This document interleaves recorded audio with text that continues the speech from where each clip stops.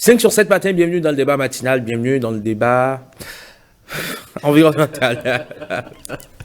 Bienvenue dans le débat matinal, bienvenue dans le forum de discussion.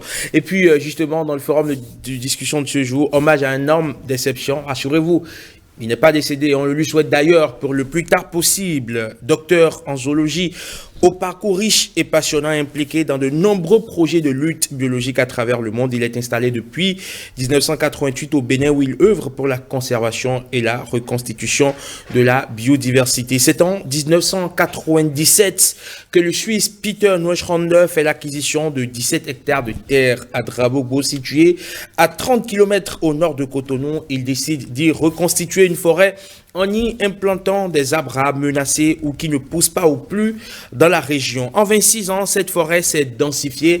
Certaines espèces se sont même multipliées naturellement. Gros plan sur cette œuvre hautement salvatrice d'un amoureux de la nature. Et pour justement tenir ce forum de discussion, William Apollinaire qui est resté avec moi. Merci d'être resté, Will. Merci beaucoup, Emmanuel Rodinamel. On a été rejoint par Alain Tossounon, un habitué du mardi, un franc-parleur aussi. Bonjour et bienvenue Alain. Bonjour Eman. Et puis nos deux guests, on va le dire ainsi, de ce matin, le docteur Peter Neuschwander. Bonjour et bienvenue. Bonjour monsieur. Comment allez-vous? Ça va bien. Vous êtes un ancien directeur de l'ITA, n'est-ce pas? Oui. Et c'est vous, justement, qui avez fini par acquérir ce domaine et vous avez décidé d'y implanter cette forêt dont nous allons parler tout à l'heure. Merci d'avoir accepté notre invitation. Et juste à côté de vous, docteur Georges Gorgen, il est entomologiste, lui, à l'ITA. Bonjour et bienvenue. Merci beaucoup pour votre invitation. Merci beaucoup donc d'avoir répondu à notre invitation. Alors, vous êtes venu avec deux mallettes, d'aucuns pourraient penser que c'est de l'argent qu'il y a dedans et qu'on va y toucher. Enfin. Mais c'est aussi une richesse. Pour les petits esprits, bien sûr. Pour les esprits brillants, ce qu'il y a là-dedans est beaucoup plus grand et beaucoup plus prestigieux que de l'argent. Il s'agit là des échantillons de la biodiversité. On aura l'occasion d'en parler. Il y a donc des insectes, il y a des papillons. On aura le temps de parler de tout ceci. Mais avant, pour planter le décor, pour camper le décor même, je vais dire, on va voir ce reportage que William Apollinaire qui nous propose. Il a eu le privilège de se rendre dans cette forêt de Drabogo, située donc à 30 km de Cotonou. Et il nous en parle aisément. Regardez. Une entrée comme on la trouve devant toute maison. Un portail qui donne accès à un sanctuaire. Entrée. Ok, on peut y aller. Le sanctuaire. Le sanctuaire des singes à ventre rouge. Une espèce endémique qu'on ne retrouve qu'au sud du Bénin. Ouais, pas seulement les singes. Ah, comment s'il est là? Ah oui, ils sont là, les singes. Extrêmement rare. Elle existe seulement au sud du Bénin et au Nigeria. Donc, au Bénin jusqu'à la hauteur de Boycon. Nous pénétrons dans la forêt de Drabogo, une forêt créée de toutes pièces par Peter, d'origine suisse, aujourd'hui béninois, à part entière. Vous voyez là, il y avait un arbre qui est tombé comme ça. Ouais. Ça donne une éclaircie. Et l'éclaircie est immédiatement pris en charge par les lianes comme ceci-là, comme Breton Smetmani. Mais il y a 200 espèces de lianes dans cette forêt. Tout serait parti d'un conflit entre les frères d'une même famille. Ils ne s'entendaient plus sur la conservation d'un patrimoine, un domaine abritant la divinité Oro. Devant la justice, la partie conservatrice perd le procès. Ne savant pas totalement vaincu, elle propose à Peter l'achat du domaine, entre-temps mis en vente par la partie gagnante. C'est ainsi que Peter, ancien directeur de l'Institut international de l'agriculture tropicale, devint propriétaire du domaine sacré.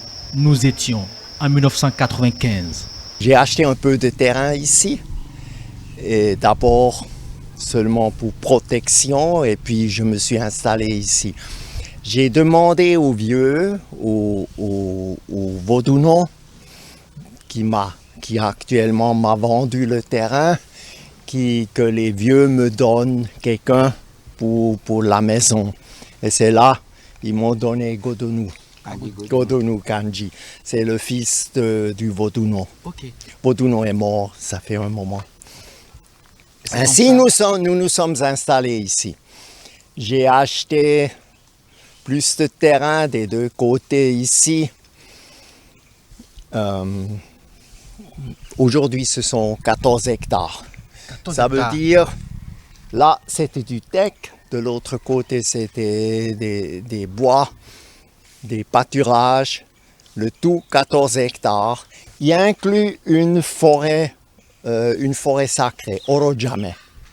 Et comme j'ai acheté Orojame, ils m'ont pris dans le Oro. Et comme Donc, j'ai... aujourd'hui, vous êtes initié à Oro. Oui, je suis dangereux. Très dangereux. Cette forêt est particulièrement marquée par ce collatier géant.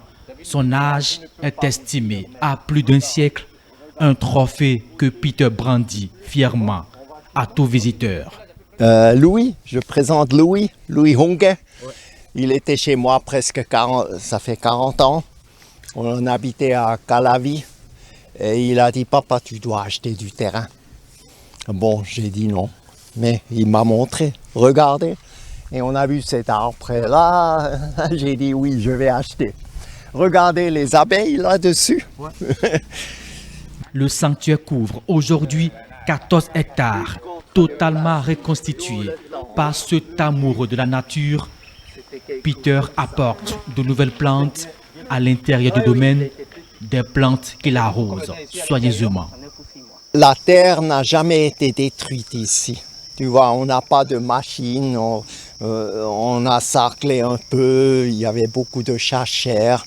Donc, si on laisse un tel terrain se développer, ça pousse immédiatement. Et puis, avec les profs de l'université, spécialement les profs de l'herbier national, d'abord Paul Hungnion, qui est mort, et après Aristide Adomou, j'ai fouillé les petites forêts du sud du Bénin. J'ai pris des semences, des piquets. Avec les profs de l'université, j'ai écrit la liste rouge du Bénin. Et beaucoup de ces plantes sont tombées maintenant sur la liste rouge et je peux les conserver. Ce petit îlot sauvage abrite plus de 600 espèces de plantes, dont 250 introductions. Des plantes rares. Elles font d'ailleurs l'originalité de la forêt de Drabogbo. On trouve seulement les grands à la surface. Et ils ont un paquet de sperme qu'ils sont en train de transférer maintenant. Après, ils produisent un paquet d'œufs qu'ils mettent dans la terre, dans les feuilles mortes. Et puis, à l'intérieur de la terre, sous les feuilles mortes, se développent les petits. Et vous voyez seulement les grands qui sortent là pour l'accouplement. Un sanctuaire pour les plantes et aussi pour les singes à ventre rouge. Un berceau de la biodiversité logé au cœur d'une cité dortoir, la commune d'Abomey-Calavi. Très intéressant, reportage magnifique donc de William Apollinaire-Chouki qui a eu le mérite de nous plonger. On était totalement plongé dans le reportage. 14 hectares, hein, pas 17, 14. On va pas en rajouter 3, même si on voudrait bien en rajouter 3 autres pour pourquoi pas avoir d'autres singes à vendre rouge pour qui j'ai une affection toute particulière. Ah oui. Les Sinkaka, c'est comme ça on les appelle. Les Sinkaka. Voilà. Alors, docteur Peter, vous avez décidé d'installer, on va dire, cette forêt, ou du moins de créer cette forêt au Bénin. Pourquoi vous avez fait cette option? D'abord, je suis un spécialiste en lutte biologique. Je travaillais à l'Institut international d'agriculture tropicale. Donc, de la lutte biologique, c'est pas loin à la protection de la nature. Qu'est-ce qu'on vous a dit pour vous convaincre d'acheter un terrain quand même litigieux? Moi d'abord, je ne voulais pas, mais j'ai vu cet arbre, je suis tombé amoureux de cet arbre. Et puis, bon, je me suis installé. D'accord. C'était un tout petit village à ce temps, loin, 12 kilomètres du goudron. Et aujourd'hui, on est entouré de maisons. Qu'est-ce qui vous a convaincu en son temps d'aller, de flairer la bonne affaire, comme on le dit? Qu'est-ce qui vous a convaincu d'aller acheter ce terrain, ou du moins ce domaine pour... Est-ce que déjà, à l'acquisition, vous saviez ce que vous allez en faire? Oui, c'est pourquoi je l'ai acquis. Je voulais en faire une réserve, mais je ne savais pas vraiment comment ça va se développer. D'accord.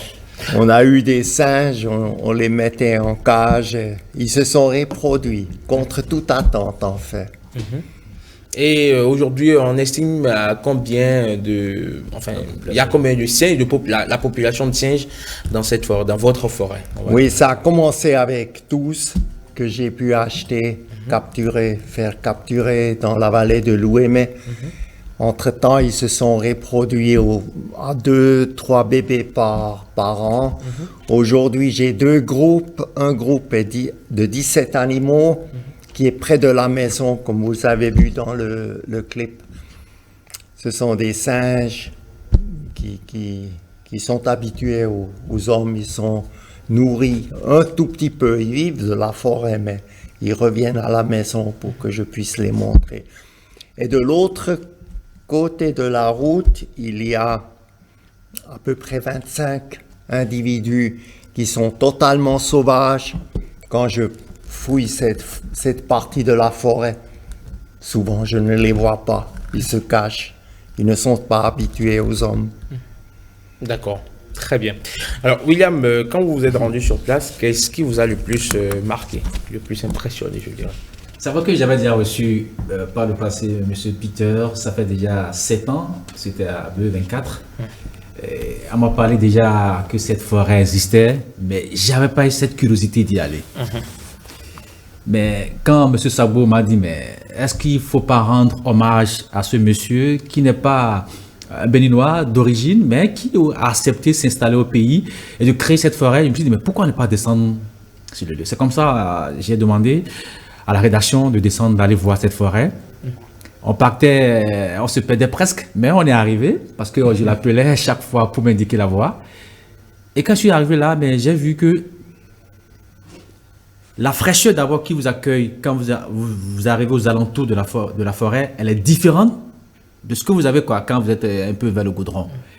Et là, il y a une certaine, je dirais, ombrage. Il fait sombre. C'est vrai qu'on est allé en plein jour, mais il faisait sombre. Et le milieu était calme. Il y avait des oiseaux qui chantaient un peu partout. Et puis je me dis, mais attends, c'est quoi ce milieu particulier?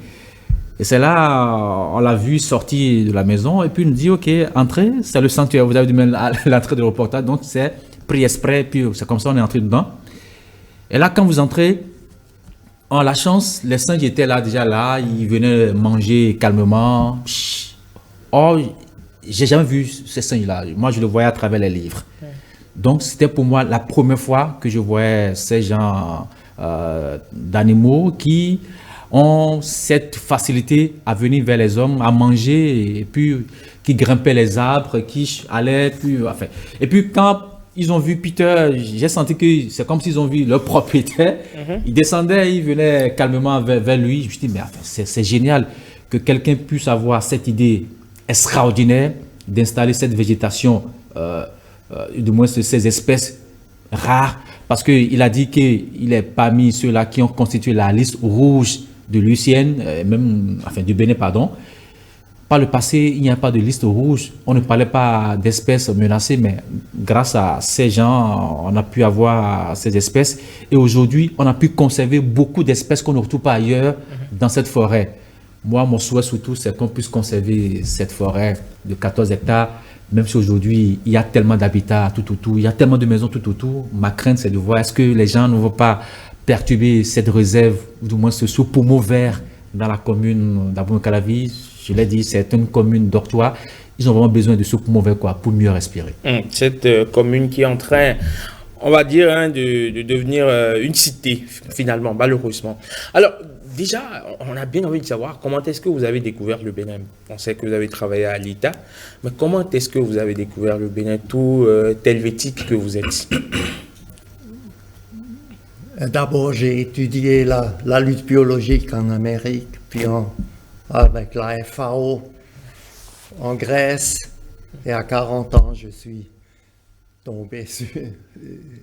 J'étais embauché par l'ITA, Institut international d'agriculture tropicale, donc l'agriculture. Et on était installé à Ibadan. Et devenir le siège de l'ITA et de venir au Bénin, c'était tout à fait aléatoire parce que ITA avec une petite filière là au Bénin, on l'a installé comme fenêtre à la francophonie parce que ITA était beaucoup anglophone. Et comme on n'a pas trouvé assez de place pour le groupe de la lutte biologique à Ibadan, on nous a installés ici, nous avons agrandi, Georg était là, Hans Herren était là, on a installé, on a augmenté, on a construit le centre de lutte biologique que c'est maintenant. D'accord. Et c'est seulement 10 ans après que je me suis installé à Ibadan, à Trabo. D'accord. Donc, vous êtes installé au Bénin depuis 1988. C'est Oui. bien cela, de ce que j'ai pu lire sur vous. Et quand vous êtes venu, est-ce que vous avez manqué de repères?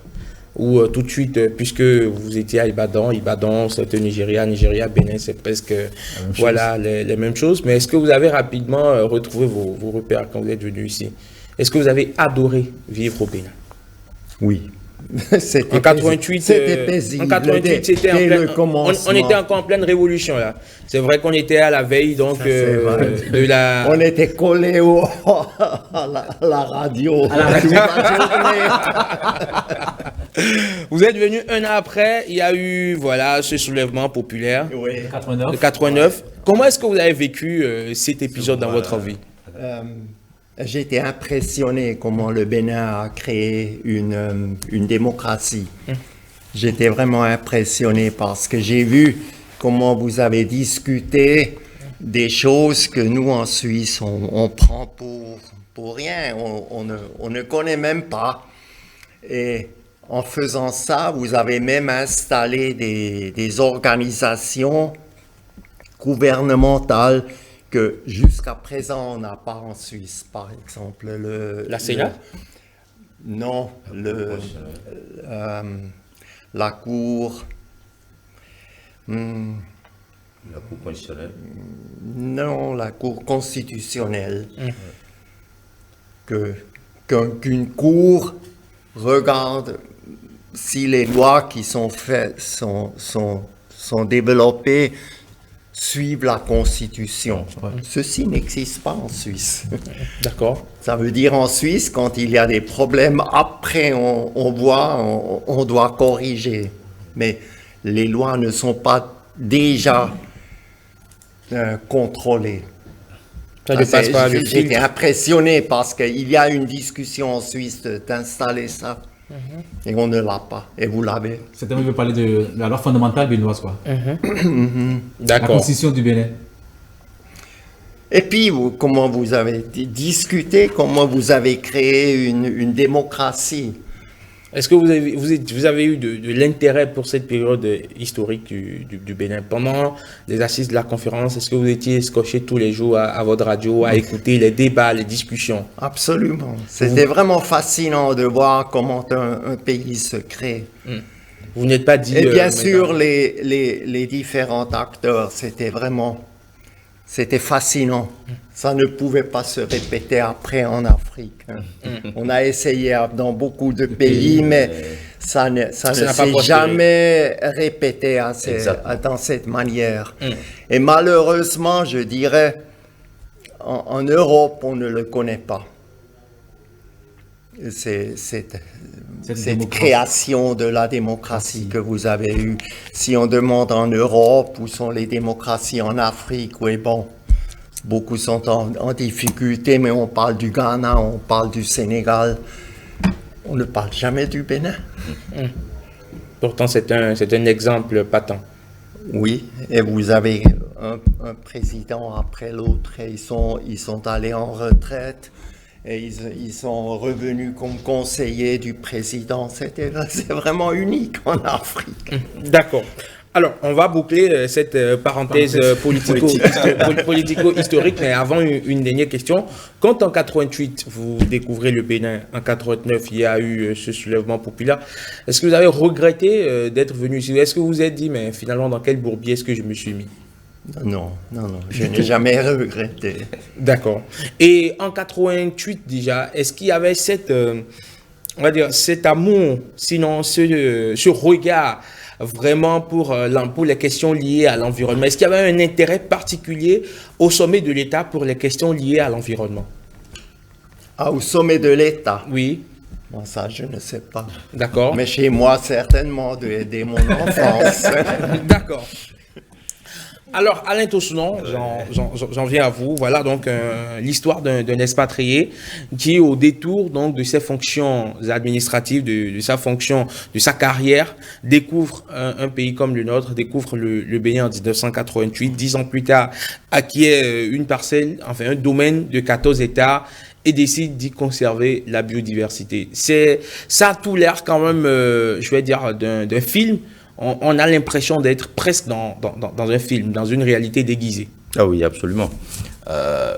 Déjà de prendre cette initiative et d'oser véritablement le faire, je crois que c'est un exemple. C'est un exemple à suivre. Et ce qui est intéressant, c'est la reconstitution. Parce qu'aujourd'hui, on a suivi, il y a beaucoup d'espèces aujourd'hui qui sont menacées de disparition, mais que l'on retrouve là. Donc c'est vraiment aujourd'hui un réservoir d'espèces en disparition, mais que l'on peut retrouver là. Je crois que c'est... Et la leçon que moi, je retiens, c'est que en fait, la restauration donc, des forêts, des écosystèmes, elle est possible.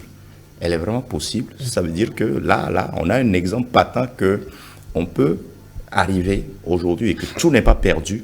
On peut reconstituer, on peut restaurer les écosystèmes. On a un exemple qui est là. Ça veut dire que c'est possible. L'autre leçon que je retiens, c'est que c'était une forêt sacrée et elle était en voie de disparition.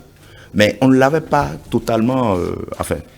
il y avait des menaces. Oui. Mais parce que c'est sacré, on a quand même... ça n'a pas disparu. Donc il y avait une volonté quand même de conserver cela, parce que quand vous voyez un peu, il y avait cette famille qui voulait conserver, mais pour des raisons, parce que justement peut-être qu'il y a encore des esprits qui vivent dedans et tout. Donc ça veut dire que on peut, aujourd'hui, c'est comme le Zangbetor qu'on utilise pour protéger les mangroves. Donc je crois que c'est de dire comment on peut aller puiser encore de la tradition pour conserver, ne serait-ce que ce qui nous reste encore. Je crois que c'est quelque chose qui est important. Maintenant, l'autre chose aussi, c'est son engagement. On a besoin vraiment des hommes engagés, ou des hommes ou des femmes engagés dans la restauration, dans la sauvegarde de notre environnement.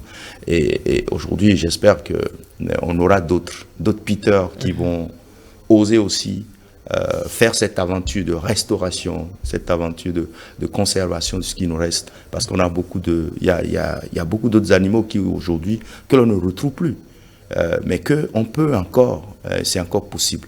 Donc il faut continuer à y croire, et je crois que Peter a montré le chemin. D'accord, Peter a effectivement montré le chemin. Docteur Georges Gorgen, vous êtes entomologiste à l'ITA, donc entomologie, c'est la science qui étudie les insectes. Vous êtes d'ailleurs venu avec 2 mallettes, l'une qui contient des abeilles, des insectes, et l'autre des papillons momifiés. Donc, est-ce que vous pouvez nous expliquer déjà ce qu'il y a dans les questions là? Mais Emma, si vous permettez, en fait, je peux vous dire que Georges aussi était un peu à l'origine, il était aussi au départ, bien sûr, de cette histoire de création. On va y arriver. Parce que je suis sûr qu'il est aussi impatient de parler par rapport à cette forêt qui a été créée par Peter. D'accord. Donc, avant de nous expliquer ce que vous avez là dans les questions, parce que je m'imaginais déjà que les téléspectateurs qui a fait des patience de découvrir ce qu'il y a dans les questions, donc je voulais évidemment assouvir leur soif. Mais avant, ils vont devoir certainement patienter pour que Georges nous raconte déjà comment l'aventure a commencé avec Peter. C'est un peu la même chose. J'ai travaillé à l'ITA dans le cadre d'un projet de lutte biologique où j'étais passionné par la diversité des insectes qui sont associés à des écosystèmes agricoles. Et de plus en plus, j'ai regardé tout autour et découvert des faunes qui étaient assez uniques. Et ce qui m'a toujours intéressé, c'est le lien entre l'agriculture, les écosystèmes agricoles et naturels. Et de par là, j'ai eu une opportunité après mon doctorat unique, c'est de venir au Bénin et tout de suite commencer à constituer une collection parce que il était très difficile d'obtenir des identifications parce que un préalable à toute conservation et connaissance, il faut d'abord avoir l'identité de ces organismes. Et c'est ainsi qu'on a peu à peu créé une grande collection qui est actuellement la plus grande dans la sous-région, avec à peu près 380 000 spécimens. Wow. Voilà, alors ici, on voit 2 tiroirs avec, peut-être pour vous donner une idée, une représentation succincte un petit peu de ce que représente une diversité. Et de l'autre côté, on a quelques papillons ici, qui est un groupe caractérisé, qui peuvent servir d'indicateur. Ben, vous pouvez soulever. Oui. Alors ici, comme ça. Voilà, d'accord. La caméra pourra. Voilà. Alors, juste pour vous donner une petite idée, en fin de compte, dans le monde des insectes, on a répertorié à peu près un peu plus d'1 million d'espèces. Au Bénin, on pense, personne ne le sait exactement, on pense avoir à peu près 25 000, et ceci se base sur un recensement qui a été fait au Nigeria, donc un peu par correspondance. Mais il y a très peu de spécialistes qui s'intéressent à cet entomofaune, malgré qu'il joue un rôle écologique prépondérant.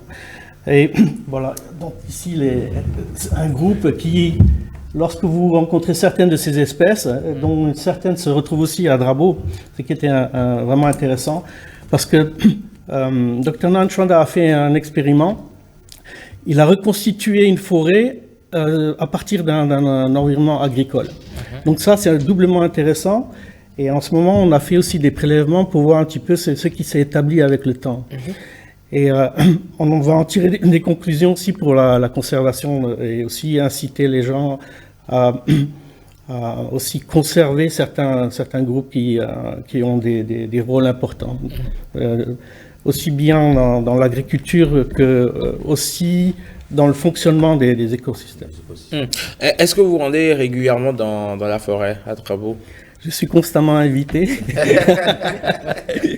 et je le fais avec plaisir quand je viens. Et c'est toujours pour moi, on repasse sur des chemins et il y a des noms scientifiques qui tombent.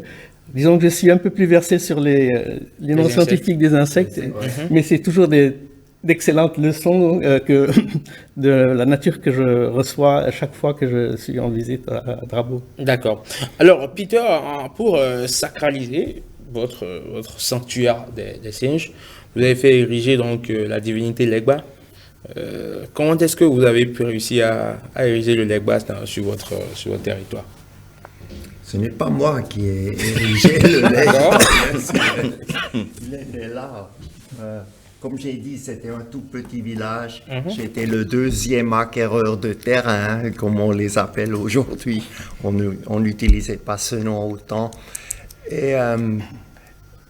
Et je devais vivre dans ce village. Et là, pratiquement tous les hommes étaient dans le Sangbeto et aussi dans le Oro. Et plutôt, on nous a tous pris dans le Egungun. Donc vous avez été initié. Hein? C'est clair, si vous voulez participer dans le village, il fallait être initié. C'est peut-être plus comme ça, mais autant c'était comme ça. En son temps, vous y croyez vraiment, ou c'était juste pour vous le canal parfait ou le moyen parfait de votre intégration? C'était le mot d'intégration, oui. Et vous avez découvert... Je suis fasciné comment ils organisent leur vie. On est là assez loin du gouvernement. Le gouvernement ne fait rien. Et quand vous avez dans découvert notre cette vie. société secrète ou ces sociétés secrètes-là, qu'est-ce qui vous a fasciné? Donc ce ne sont pas vraiment, pour moi, ce n'étaient pas des sociétés secrètes. On fait comme à Rome, on fait comme les Romains font, dans ce sens. Je participais, j'étais accepté, bien accepté. D'une part, dans le Oro, je leur ai conservé la forêt qui appartenait actuellement aux chrétiens qui voulaient l'abattre. Donc, ils étaient bien contents que j'achetais la forêt. Et puis, ils m'ont pris. Et de l'autre part, j'ai toujours participé dans les activités, je les ai assistés. Donc finalement, vous êtes, disons, reconnu comme un acteur clé du village, donc en son temps. Je ne sais pas, c'est peut-être un grand mot. On avait autant on avait le Vodouno qui jouait un grand rôle dans le village. Le village est lié avec, Drabo a été créé à partir de Poggio. Louis vient de Poggio, donc on était... Et le Vodouno venait de Poggio. Donc j'étais aussi lié avec Poggio.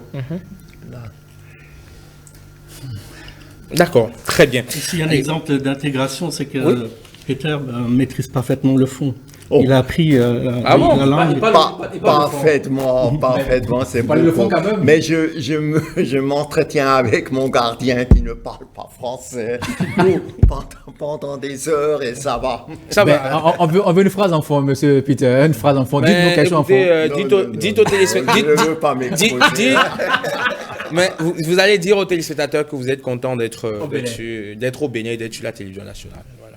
Oui. Donc, c'est juste- Dites-le. Dites-le en fond, voilà, on va voir. Enfin. Vous savez, nous on essaie de parler l'allemand, hein, on s'y efforce. Je donc, ne veux pas. Je parle, ils me comprennent. Je peux dire tout ce que je veux, ils me comprennent, mais malheureusement, quand eux ils parlent entre eux, je ne les comprends pas. D'accord. Et la faute, c'est que j'ai pris un maître pour apprendre le fond, et le fond coréen qui est écrit dans la forme moderne. Et dans le village, on parle aizo. Ok. Et la différence entre aizo et fond est suffisamment grande pour m'arrêter de comprendre. D'accord. Alors aujourd'hui, vous avez fait don de la forêt à l'ITA, c'est bien ça? C'est ça. Pourquoi Oui. vous avez pris cette décision? J'ai 4 enfants, mais nul d'un voulait s'installer au Bénin. C'était pas possible d'assurer la survie de pérennité. cette forêt. Par contre, si je le donnais à l'ITA, il pouvait assurer la survie. D'accord. Avec ça, j'ai aussi un peu influencé l'ITA parce que depuis qu'on a cette forêt, on parle beaucoup plus de la biodiversité. L'ITA était beaucoup plus soulignait plutôt la production. Et avec l'arrivée de la lutte biologique à l'ITA par notre groupe actuellement à Ipatan, on a changé la vue un peu pour inclure la durabilité. Et cette forêt, c'est un peu le dernier point de montrer la durabilité. Pour moi, sans cette conservation de la biodiversité, il n'y aura pas une agriculture durable. Très bien. Enfin, ce qui est encore fascinant dans cette histoire, voilà quelqu'un qui vient depuis 88, qui a acquis cette parcelle, qui en a transformé en une forêt. J'imagine tout ce qu'il a mis dedans. C'est presque, je dirais, toute son économie, 14 hectares, et qui un jour dit, ok, certes, j'ai des enfants, mais qui ne veulent pas rester au pays, au Bénin. Alors, je laisse ça aux chercheurs, je me dis, ça montre un peu du fait que l'homme ne doit pas être attaché au matériel, c'est-à-dire, j'ai construit la chose, mais je laisse ça pour que ça puisse durer dans le temps. C'est génial. L'autre chose que je vais dire, ce qui est encore touchant pour moi, c'est le fait que Peter a pu être, il a initié à la divinité Oro, Zangbeto, et puis Egungun. Et puis, il est quelqu'un qui est... Chose que vous n'avez pas faite. Bon, vous ne savez pas. Non, vous ne savez pas. Demandez-moi si je suis initié, mais je vous le dirai, mais vous ne savez pas. Les initiés, on les reconnaît. Ah oui. Et puis, l'autre chose, c'est qui est encore intéressant, Eman. Oui. Vous savez, j'ai souvent tendance à caricaturer la biodiversité comme un mur que nous, humains, chaque matin, nous enlevons une brique. Nous enlevons une brique. Un jour, ce mur va s'écrouler. Mais lui, Peter, il fait tout pour que ces briques que nous enlevons, lui, il fait tout pour remettre ces briques à leur place, pour que cette clôture, ce mur-là, puisse rester. Pour moi, c'est une idée géniale, Ça dit, je ne sais pas s'il y a des mots pour remercier M. Peter pour ce qu'il a fait pour notre pays. C'est immense pour moi. C'est immense. Alors, avant d'en venir à vous, Alain, je me dirige à nouveau vers Peter. Est-ce que vous avez eu la reconnaissance des dirigeants pour ce que vous avez eu à faire à Trabo, où tout le monde est resté complètement insensible? Bon, d'abord à l'ITA, ça a eu une influence correcte. Aujourd'hui, cette forêt fait part du patrimoine de l'ITA et est reconnu comme un site de recherche. Et j'ai juste soumis une demande pour financement à EBA, à IUCN, pour étendre ces connaissances que nous avons gagnées en remettant cette forêt en forme, pour étendre ces connaissances dans la vallée de l'Ouémé, pour faire la même chose dans la vallée de l'Ouémé. Mais aussi il y a des associations avec les chercheurs nationaux. Exactement. Voilà, je voulais dire là, nous ne sommes pas les seuls passionnés. Voilà. Ça, c'est la liste rouge. Ma contribution, et bon, j'ai coécrit quelques chapitres, mais c'est plutôt, j'ai maintenu l'activité pour éditer ceci. Ça a duré 10 ans pour faire ça. Wow. Mais là, il y a aussi Georg qui est dedans, et Brice Saint-Saint. D'accord. Lui, il est là pour les 40 autres actifs. Il y a quelques Européens dedans, mais 35 au moins sont des Béninois. Et ils sont tous aussi passionnés de la nature. Et ouais, quand vous lisez ce livre, vous allez voir. Malheureusement, ça ne se vend plus. Il n'y a plus de copies. Pourquoi vous n'avez pas fait une réédition? Ouais, parce que je n'ai pas la force. Est-ce que quand on a fait tout ça, on peut manquer de force? Non. D'écrire un tel livre, ça c'est hors de mes capacités aujourd'hui. C'est les tracasseries pour faire ça, c'est incroyable. Ce livre, je dirais, ce n'est pas un résumé de tout ce qui se passe en biodiversité au Bénin, loin de là, mais c'est une base sur laquelle on peut construire notre travail. D'accord. Alain, quelle est la leçon que vous tirez de toute cette histoire?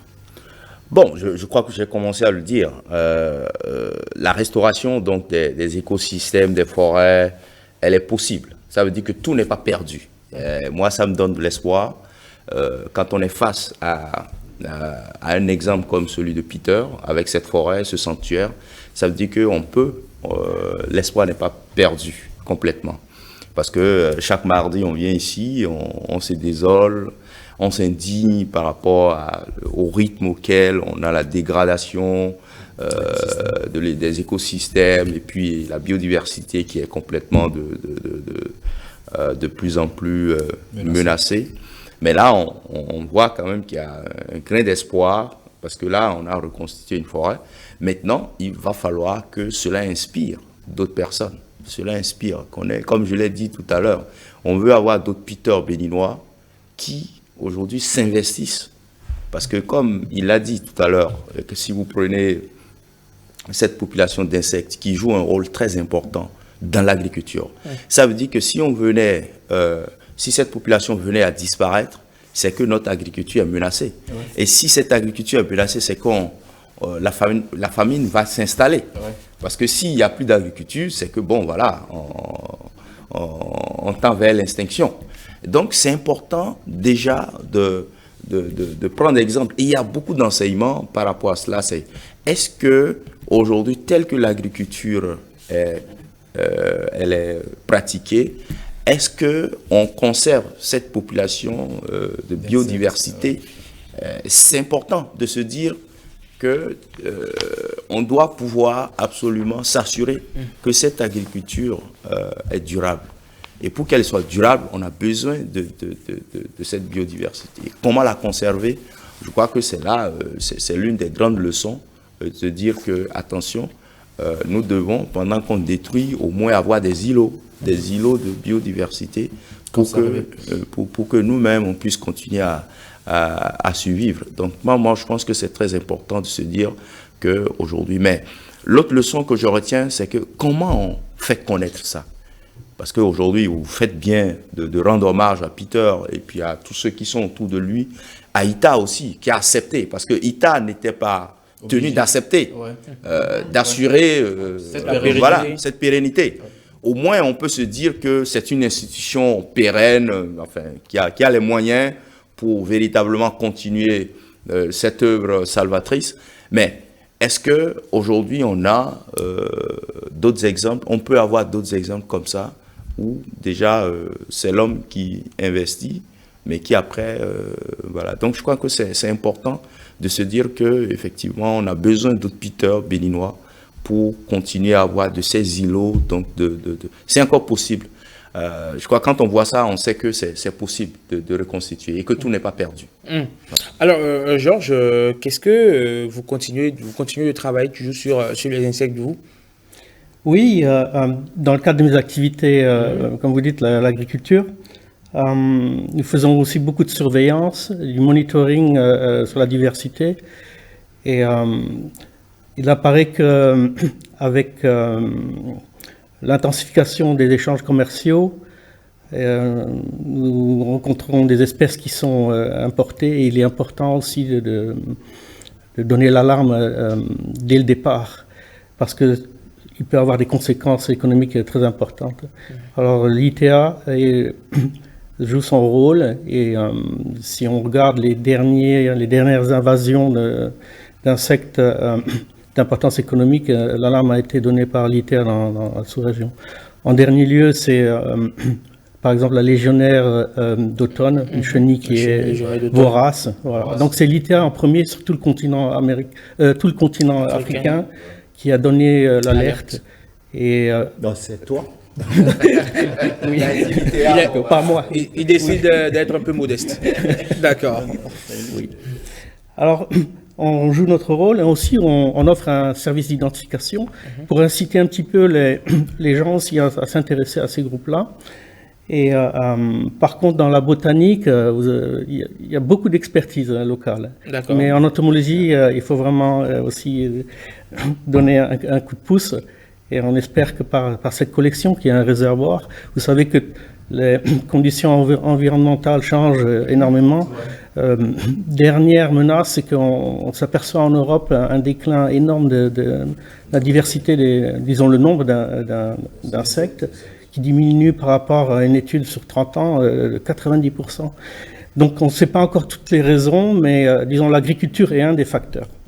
Et il y a aussi d'autres choses. Et je pense que cette tendance va aussi se poursuivre dans d'autres régions du monde. Et donc il est important de vraiment faire du monitoring, de regarder ce qu'il y a. sur le D'accord. terrain. Alors, quand Peter est venu avec son projet de faire don de sa forêt à l'État, est-ce que l'institution a accepté tout de suite ou on a un peu douté d'abord, on s'est dit, est-ce qu'on a été un peu frileux? C'est un engagement, une responsabilité aussi. Et je pense que quand l'ITA s'engage, c'est à long terme. Donc, bien sûr, la question s'est posée. Qu'est-ce que ça implique comme coût? Qu'est-ce que ça implique aussi? Quels avantages ça apporte aussi? Et bien sûr, du point de vue scientifique, on peut maintenant prendre cette forêt comme un départ de l'agriculture et les comparer au milieu agricole. Donc, du point de vue scientifique aussi, hautement intéressant. D'accord. Alors, Peter, je me permets de vous poser cette question quand même. Vous avez quel âge aujourd'hui et vous faites quoi de vos journées? 80 cette année. 80 ans cette année. Oui. Et À 40 ans, je suis arrivé à l'ITA et maintenant 40 ans plus tard, je suis encore là. et qu'est-ce que vous faites de vos journées aujourd'hui? Comment? Qu'est-ce que vous faites de vos journées? Quand Peter se réveille le matin, qu'est-ce qu'il fait de sa journée? Oui. Pour le moment, comme la saison était mauvaise, première chose, je fais l'irrigation. Je porte de l'eau dans la forêt parce que beaucoup d'arbres que j'ai dans cette forêt. On va voir quelques images, une fois encore, de cette magnifique forêt avec notre ami donc, de la réalisation. Oui. Allez-y. Oui, beaucoup de ces arbres ne pourraient pas pousser sans une assistance quand ils sont petits. Ils viennent de Dangbo ou de Adjohung ou quoi. Et donc, la première saison sèche, spécialement vers la fin, Codonou et moi, nous portons de l'eau dans la forêt pour irriguer. Donc, D'accord. et ça, c'est assez fort. Et puis, je travaille encore quelques jours à l'ITA pour leur donner de l'assistance. D'accord. C'est-à-dire que Peter est le seul scientifique au sein de l'ITA qui a un titre d'émérite, D'accord. avec un poste attribué à lui au sein de notre station ici à l'ITA. Et il continue à faire de la science. Encore dernièrement, il a publié un article sur le futur de l'agriculture. Donc, c'est toujours renversant de toutes les capacités qui sont restées à notre disposition. Et on espère que ce sera pour longtemps. Il est infatigable. La dernière fois que vous avez mis pied en Suisse, c'est quand? Pour le moment, je fais moitié-moitié. D'accord. Donc, j'ai déjà le billet pour rentrer fin juin. Et puis, je reviens pour le 10 janvier parce que je dois ouvrir le Orojame D'accord. pour la fête. Pour la fête. D'accord. Puisque vous êtes est programmé. un haut C'est dignitaire. programmé, oui. Ma famille accepte ça. Il faut la remercier. C'est Ouais. un peu difficile. C'est vrai. Oui. De vous avoir 6 mois avec eux Oui. seulement dans l'année. Oui. Parce que Peter a 4 enfants et 7 petits-enfants. D'accord. Donc aujourd'hui, vous pouvez vous dire, bon, j'ai déjà tout donné à ce pays, il est temps que je retourne chez moi pour aller vivre mes vieux jours. Mais Mais pourtant, il n'est pas encore prêt à partir. mais pourtant, Non. est-ce qu'il est à prévoir que vous puissiez quitter définitivement le Bénin? Question Je difficile. ne peux pas dire ça. Voilà. Question C'est difficile. dépend de la Non, santé. pour le moment, on continue avec cette moitié-moitié.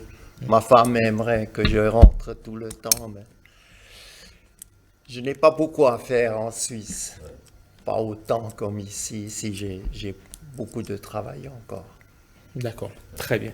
Allez, William, on est presque là en train de Si boucler vous cette- permettez, Eman, je vais laisser mon temps de parole à Louis Hungé parce que Peter tenait à ce qu'il soit sur le plateau avec nous. Je laisse mon temps de parole, qu'il vienne dire quelques mots et puis moi je me dégage. D'accord, on va recevoir donc Monsieur Hungé qui travaille donc qui est le collaborateur, un des collaborateurs directs de Peter, qui du nom de cet expatrié qui a découvert le Bénin au détour donc de sa fonction, de sa carrière et qui est tombé totalement amoureux de ce pays et a donné une partie de son temps, de sa richesse. Certainement, ça vous a coûté beaucoup d'argent pour mettre sur pied cette forêt. Je dois dire que je ne pourrais pas acheter voilà. le terrain maintenant. 20 ans. Ça fait 20 ans, c'était probablement 5 fois jusqu'à 10 fois moins cher. 10 fois moins cher. Oui. Et on vendait encore des hectares. On ne vend plus des hectares maintenant. D'accord. Monsieur Hunga, bonjour. Bonjour. Comment allez-vous? Bien. Merci donc d'être avec nous ce matin. Comment est-ce que vous avez découvert Peter? Oh, c'est depuis Calavi que je l'ai connu et je l'ai amené à Drabo D'accord. pour acheter le domaine qu'il vient de citer. D'accord. Donc on peut dire que c'est vous qui avez flairé la bonne affaire Oui. et vous êtes allé chercher un investisseur. C'est bien cela. Et racontez-nous un peu comment tout ça s'est produit. Oh, c'est un peu long. Vous avez quand même fait le résumé. Oui, on était tous à Calavi et un ami m'a amené à Drabo pour regarder le domaine de 2 hectares et demi. Et j'ai vu et j'ai venu demander à Peter de venir regarder ce que c'est intéressant. Arrivé là-bas, il a vu que bon, il y a 3 grands arbres géants, collatiers, et il est tombé amoureux de ça. Et il a dit qu'il va acheter. D'accord. C'est de là qu'il a commencé par acheter portion par portion et ça a donné 14 hectares. D'accord. Et aujourd'hui, quel est votre rôle à ses côtés? Oh, je suis l'assistant. Main gauche. Je suis son assistant. D'accord. Et de façon concrète, de façon pratique, qu'est-ce que vous faites? C'est vous qui êtes à l'opérationnel, on va dire. Aujourd'hui, je fais un peu de tout. Je l'assiste pour aller dans les forêts. Je l'assiste j'assiste à préparer à manger. Bon, faire un peu de guide pour lui. D'accord. Et qu'est-ce qui vous a marqué dans votre collaboration avec lui? Bon, je peux dire, c'est un patron bon, très gentil. Que bon, quand il dit oui, c'est oui. Quand il dit non, c'est non. D'accord. Donc, il est très direct. Avec moi. Il ne fait pas la fine bouche. Non. Et pour vous, que représente cette forêt? Certainement, quelque part, vous êtes lié à toute cette histoire que nous racontons aujourd'hui, puisque vous avez été le premier donc, à l'amener sur le site. Quel attachement vous avez aujourd'hui vis-à-vis de cette forêt? Ou quel est votre ressenti vis-à-vis de cette forêt? Avant, moi, j'étais à Bodja. Et tout d'un coup, avec des petites moucherons et des moustiques, j'ai décidé de venir rester à Drabo, auprès de lui, pour la surveillance un peu. Et pour ne pas avoir des climatisations dans des maisons ou quoi là, à Drabo, vraiment, sans climatisation, tu es bien. Est-ce que vous vivez est-ce qu'il y a de l'habitation dans la forêt? L'habitation ou bon, des voisins. D'accord. Bon, on a des voisins autour de la forêt. La forêt est entièrement clôturée? Oui, ceinturée par des fils barbelés. D'accord. D'accord. Très bien. Alors aujourd'hui, que cette forêt n'est plus, on va dire, la propriété de Peter et qu'elle est aux mains de l'ITA, est-ce que vous en êtes quand même pas un peu jaloux? Non, non. Fatih n'est pas jaloux. Le monsieur Peter, il n'est pas jaloux. Parce qu'il pouvait prendre le domaine et vendre, faire de l'argent avec. Mais aujourd'hui, si on doit vendre lui, c'est beaucoup de millions. Mais il n'a pas regardé tout ça là. Il a donné à l'ITA pour la conservation de la nature. Et quelle est, vous, la leçon que vous tirez de toute cette histoire que nous racontons aujourd'hui aux téléspectateurs? Oh. Aujourd'hui, moi, je vois que bon, ce que le monsieur a réalisé, c'est bon. C'est de venir l'aider à supporter, à maintenir bien la forêt rouge avec l'ITA qu'il a fait le don. Et bon, ça ira pour ne pas perdre bon, tout ce qu'on peut voir dans la nature ou bon, aller regarder dans les des livres ou quoi là, bon, tout est naturel là. D'accord. Et quels sont vos... je vais dire, si vous avez des suggestions à faire, qu'est-ce que ça doit être Pour la durabilité pour la durabilité du site et tout le reste? Oh. C'est de former les gens à s'intéresser à la forêt. Parce que il y a les gens qui quittent dans les villages, là où il y a beaucoup d'arbres ou quoi là. Quand ils viennent s'installer là, ils disent d'abattre. Mais c'est de les sensibiliser que bon, avec ça, que bon, tout va bien. D'accord. Pendant que Peter est 6 mois sans vous, vous vous sentez un peu orphelin? Non. Loin des yeux, mais près du cœur. Non, parce que bon, il a laissé Dr Gorgen D'accord. gérer le domaine avec nous. D'accord, très bien. Allez, merci beaucoup donc à vous, Louis Runguet, d'être passé sur 5 sur 7 matin, vous donner votre part de témoignage, bien évidemment, en face de cette personne que vous avez connue, que vous côtoyez jusqu'aujourd'hui. Ça fait combien d'années maintenant? Près de 40 ans. Ça fait près de 40 ans. Oui. Donc toute une vie avec l'homme, finalement. Finalement, c'est beaucoup. C'est beaucoup. Merci, Merci beaucoup, et beaucoup. bon courage à vous. Merci. Allez, Alain Tossenon, on va faire un dernier tour de table avant de, bien évidemment, clore ce forum de discussion. Qu'est-ce que vous avez envie de dire, finalement, au regard de toute cette histoire si passionnante autour d'un homme qui, voilà, a mis en place... Bon, je pense que si je dois dire quelque chose pour la fin, c'est une fois encore de rendre hommage à Peter pour l'œuvre gigantesque qu'il a pu mettre en place donc à travers cette forêt-là, et lancer un appel pour que effectivement qu'il y ait une pérennité. C'est vrai, aujourd'hui il a trouvé le bon chemin pour assurer la durabilité avec l'État qui prend donc la relève. Mais je voudrais aussi lancer un appel aux autorités locales, mais aussi aux autorités, le gouvernement et tout, aussi les citoyens, pour que ce lieu, c'est vrai, c'est maintenant un site de recherche, mais ça peut être un site qui permet de susciter des vocations. Sûrement, il a dit tout à l'heure qu'on n'a pas beaucoup d'entomologistes. Je pense qu'on peut amener des jeunes pour susciter des vocations à la recherche sur les insectes et tout ça. Donc je crois que c'est important que les gens aillent là-bas découvrir donc cette richesse-là. Et comme je l'ai dit, moi ce que je retiens, c'est que tout n'est pas perdu, il est encore possible de restaurer, il est encore possible de sauvegarder donc le peu que nous avons, et je crois qu'il a montré le chemin. J'espère qu'on aura des Peter béninois qui vont continuer, qui vont aussi emprunter ce même chemin pour que nous puissions conserver notre biodiversité qui est indispensable pour notre agriculture qui nous donne à manger. Très bien. Allez, docteur Gorgen, qu'est-ce que vous avez envie de dire?